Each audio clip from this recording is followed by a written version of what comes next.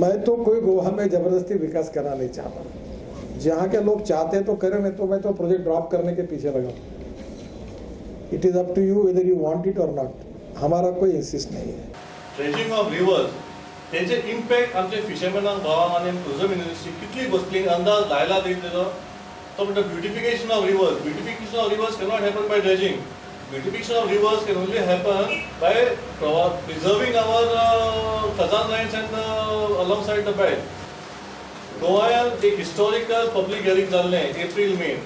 तितून clear mandate दिल्लो गोंयकारांनी आमकां ड्रेजिंग नाका आनी आमकां कोल नाका म्हणून.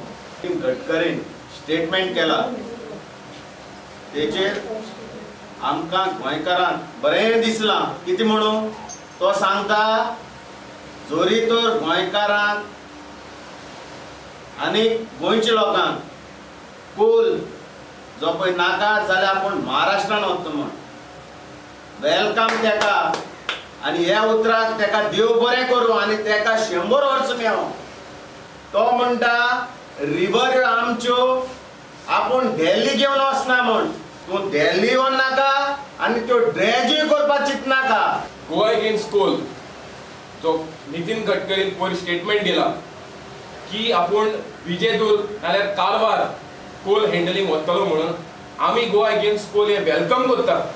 कित्याक आयज नितीन गडकरीक हे कळ्ळां म्हाका दिसता की गोंयचो लोक जो आसा ह्या प्रोजेक्टाचेर विरोध आसा.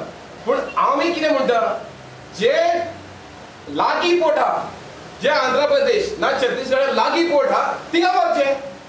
कोल हँडलिंग एक्सपान्शनाचेर काँग्रेसीनूय मुख्यमंत्री पर्रेकाराचेर फोग काडलो. BJP has become totally autocratic, dictatorial and displaying gross contempt to the constitution and basic values of our great republic.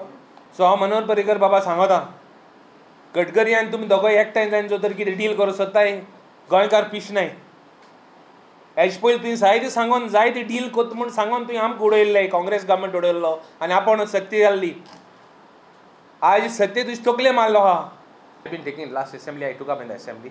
I was forceful. I have even taken assurance from the chief minister that he will write to the central ministry. And mind you, the BJP MLAs also supported me. This is not only me.